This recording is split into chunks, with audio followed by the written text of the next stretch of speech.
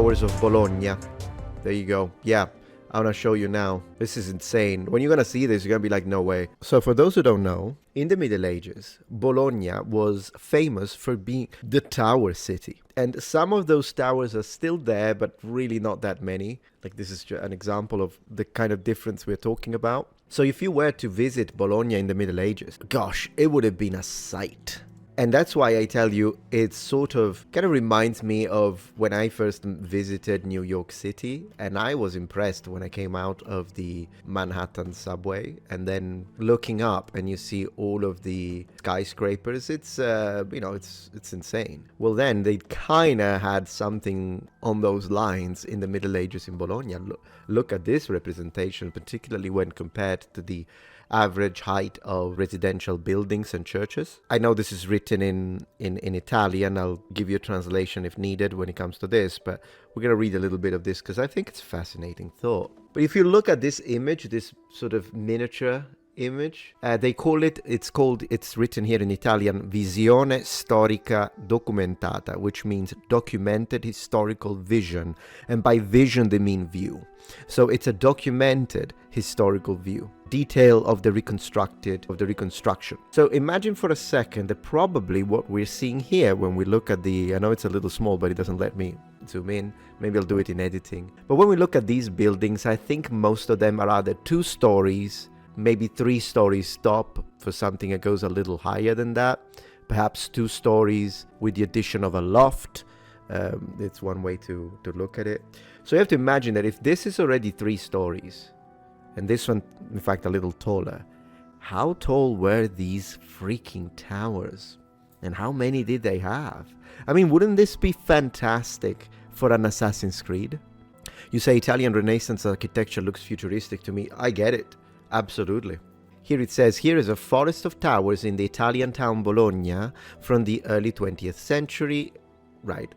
These towers were built as extensions of private homes for wealthy families. Their exact purpose isn't quite clear, but most likely was a combination of status symbols and as means of defense during uncertain times. This image is quite compelling, with the forest of needle-like towers poking out above the lower buildings of the town below. Really, this is good for a Dark Souls. Imagine a city like this, with all the towers, but it's deserted and only has the undead. Holy moly. And then you have to kind of platform it in between the towers when you're at the top, and maybe they're connected and you gotta... That's perfect. It's perfect. The town seems to foreshadow many cities of today, true, where the battle for access to light and air is not unlike the competition between trees in a forest, the taller the better, and to hell with the neighbors. Back in medieval times, however, the access to views was crucial for different reasons. These towers most likely provided safety for their residents during attacks and gave great viewpoints to spot dangers before it reached the town. Now, given, I can see that, I can totally agree with that, but then again, do you need that many? Really? Any Age of Empire player can tell you don't need that many, you just need to have the correct number in the appropriate position, so there has to be something more to it. Man, I freaking love a good mystery. All the elements of verticality are here. These families needed to escape the surface of the earth and built towers to do so. The added height provided them with safety and access to light and air, as well as status symbol, maybe that, among the townsfolk. The aggregate of all the towers also announced the presence and wealth of Bologna to the surrounding landscape, as if to say, we are important and rich, look at all the towers we've built. Not many of the towers still exist today, but back in the day there was a veritable forest rising above the city walls. Fantastic. Absolutely fantastic. I'd like to know... because this says, a view of Bologna at the time of Dante by Francis S. Wales from 1931. So, the recreation was made in 1931, but it represents the medieval period at the time of Dante Alighieri. A veritable forest announcing its presence to the surrounding landscape. I am really intrigued. What pushed them to do something like this? Because even the materials needed. Let's have a look at this recreation. It's from, oh my gosh, Bologna 1200s, 1200s. Isn't this insane? Yeah, the Manhattan of the Middle Age, it's exactly what I think. Hello. I think they just liked building towers. Why not? I mean, sure, but this is a lot of money, my friend. This is a lot of money. And it is very reminiscent, though. I mean, look at it. They're mostly focused into a central core, but then some of it start expanding on the main roads. It is reminiscent of the way we build our skyscrapers in a way. Medieval Bologna. In the 12th and 13th century, Bologna's skyline was crowded with family-built towers, part prestige, part protection. Estimated vary, but studies suggest around 80 to 100 towers once stood here, while fewer than 20 remain today. I'd like to know what the heck happened. So let's continue reading this, and then we can try and Google and see why. Did they crumble? Well, they removed? Did they freaking collapse on their own? That's crazy. Why are you not subscribed? What do you need me to do? Dress up like Vega to get you to subscribe?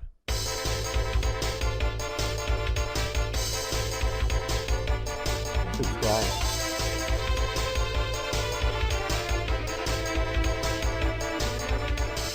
You know what's funny? The other day I was actually reading an article that was talking about New York and how you have to pay for air. So like there are these air squares in New York, and if you live on like a very, very high skyrise, whatever, you have to actually pay a tax for the property of the airspace right in front of your windows. Because if you don't, then someone else can build there and block your view. So you have to pay for it. That's crazy. You're paying for you're paying for air, but it's a thing. And particularly when it comes to business, I think, because imagine that if you have like some kind of restaurant and you offer as one of the attractions the fact that you can eat while looking outside. You know, those restaurants that rather than having a wall, they have an actual window. It's basically the entire wall. You get to see outside. Well, yeah, if someone builds something there, it's a problem. I mean, it can seriously impact your business success. So you're gonna pay for that airspace. Crazy. You were saying on a tour I did in Bologna, the guide said some were built on lime rock or weak foundation, causing them to lean. Maybe similar to what happened to Pisa. That's why they actually tried to change the foundation of the Tower of Pisa, as they were trying to kind of make it more solid. They worked on the foundation. Maybe it's something like that. It could be. That makes me glad to live in Alaska. I pay nothing for an epic view. I can imagine that, but man, it's gonna get cold in there. The city's icons are the two towers Asinelli, 97 meters tall, 318 feet. We're gonna compare it to modern buildings. And Garisenda, 47 meters tall, 154 feet, famously leaning, and even referenced by Dante in Inferno. Wow. A medieval skyline made of stone skyscrapers, built centuries before modern high-rises. Yeah, I mean, at the end of the day, you have to think about it this way. Whoever it was that we have, oh, look at this genius architect, genius mathematician, genius scientist, genius engineer. Yeah, they would have had them in the Middle Ages too. So even though accumulated experiential knowledge and science wasn't the same as it is today, the genius still existed. You would have had an Einstein in the Stone Age, in fact, multiple, who knows, tens of thousands probably, considering the length of the Stone Age.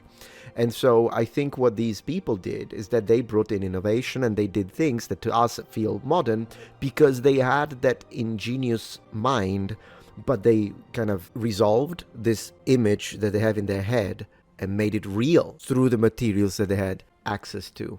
Asinelli, let's see if we can see it, this tower Asinelli. Asinelli. It's kind of funny because it means little donkeys. That's what Asinelli means. Torre, that's for tower. Asinelli, Bologna. Let's see if it's still standing. Yes, it is. All right, so this is the tower that we've been perfectly straight. So this is not the leaning one. Look how thin they are. This is also impressive. How thin it is. You can see it kind of goes slightly thinner. It grows exponentially thinner, has strong basis, clearly. Strong foundation. I wonder what the view is from up there. Impressive. Absolutely impressive. Wow, they light it? Yeah, oh, that's for Christmas. So for Christmas, it's lit up. It gets lit up. I love that. Absolutely. Such a curiosity. Oh, that's the inside? That's, you know, it looks exactly, and Baron can attest to that, but it looks exactly like I build the inside staircases of any MMO I play, not MMO, any survival game I play. So whether it be Conan Exile, whether it be Valheim, whether it be you name it, that's what I do. I always build like the walls first, and then I begin the wooden staircase. Then I put one square, then wooden square. I'm actually happy because I came up with that naturally as I was playing the game, and it seems like that's exactly what they did in the Middle Ages. I freaking love it. Look at that. It's exactly so. You go up, but look at the stairs. I didn't even see. It keeps going down. So we are like at the very top here. My gosh, you're gonna get dizzy. And it's closed at the top. Makes sense. It's one thing I love about Italy, and this is, you can kind of find this everywhere you go in Italy, is these kind of shingles, this unsaturated red for shingles of the top of the buildings is very common in Italy. So this is Bologna, of course, the north, but my city, Palermo, it's a lot like this, and then a lot of the buildings have this kind of yellowish beige. I wonder why. I think it's something that happened a lot, particularly when it comes to the building boom of the 80s. A lot of the buildings you see in my city, in Palermo, the new ones are from the 80s. There was a boom, sort of building like crazy. But for some reasons, they kind of had precisely this orangey, beige color, maybe orangey with these shingles. And I think it's a nice combination of colors. It's very nice to see. And then, of course, when you look from the top, you notice there is a certain level of uniformity to the city. Wow. Look at that. Torre alla Vittoria. La Torre so these are two. Oh, this is the big one and the thin one. I'm for the thin ones. I like the thin ones. Jump down the stairs? No. Absolutely not. Okay. So I want to know, what are they made of? Let's see if they can tell us. What? You know what? Let's do Google. I don't even know why Yahoo is set default. I didn't. Whatever. We'll change it later. What were the Bologna towers made of? Let's see. Now, keep in mind, we don't trust AI overview, so I'm going to check regular posts as well. But what it does say is that they were constructed using masonry, specifically large blocks of selenite stone, which is a type of, how do you read this? Gypsum? Gypsum. I've seen it in games. Gypsum. My guess is gypsum. Am I wrong? For the base and brick for the upper thinner walls. Interesting. And the technique is called assacco. Okay. Thick inner wall and a thinner outer wall filled with stones and mortar. Okay, so I see. So they do use mortar. Big blocks, yep, Wikipedia appears to confirm it. That's probably where the AI took it. Leaning Towers of Bologna, constructed between 1109 and 1119. Man, in 10 years, they just went nuts on the towers. They were nuts. Big blocks of selenite stone. Everyone seems to say that. What is selenite stone? What is selenite stone? Selenite is a very soft, white to colorless, translucent variety of... Is it gypsum? Kind of chalky, yeah, probably. Often used for its supposed high-frequency energy, clarity, and calming properties. Yeah, calming properties is nonsense. Frequently appearing in... I don't care. Selenite. It's just another word for this. You know what I see it? In Civilization. You always get it in Civilization, am I right? Often called and sold as the television stone. Some selenite and satin spar specimens exhibit fluorescence. Wow. Crazy. And then the crystals, okay. Sand and clay particles get incorporated into the otherwise clear crystals, often in a brownish hourglass shape. Fascinating. I wonder why they chose this specific building material in the Middle Ages. There has to be a reason. Bologna Rising. The medieval skyscrapers. I love it. Let me see if we can see any other representation. But that's a nice... Look at that. What are the holes? I wonder if they're here so that... Because you know how houses need to have... There has to be a reason. Bologna Rising. Medieval skyscrapers, I love it. Let me see if we can see any other reps. And one of the mistakes that people make when sometimes they buy a house is that they fill them with stucco, but you're not supposed to do that because the house needs to breathe. And that's at least what I was told. And that's why they exist. They have a purpose. They're not a mistake. They're supposed to be there. And maybe that's why they did. I mean, at the end of the day, medieval people absolutely knew what they were doing from an architectural standpoint. Look at the Duomo di Milano. I always reference it. But it is a building that whenever you see it, it's outstanding to think that this cathedral in Milan was made in the Middle Ages. So it was literally made by hand. They did have some forms of machineries and cranes, like wooden cranes and stuff like that. It's not like they didn't use any, but they certainly did not have modern tech. And yet, gosh, outstanding. Absolutely outstanding. Absolutely outstanding. I mean, and then because we are looking at this, then I'd like as one more thing before we continue. And by the way, inside here, the gallery, there are some really nice restaurants, like really nice restaurants, guys. But another one I want to show is from my city instead, the Cathedral of Palermo, Cattedrale di Palermo.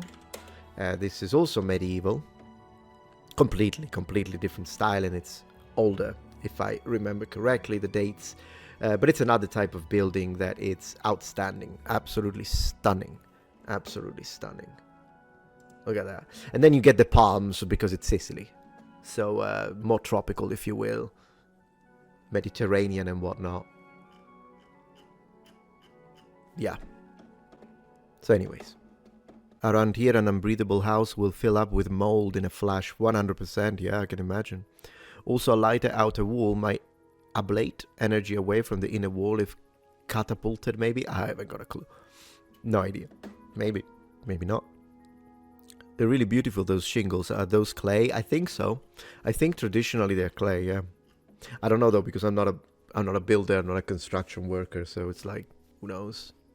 If you're enjoying this video so far, please take a moment to check out my Patreon page. With as little as a $5 support, you can help us ensure that we can continue to produce high quality and high researched content. And at the same time, you get access to polls, extra videos, unlisted streams, and much more. Thank you so much.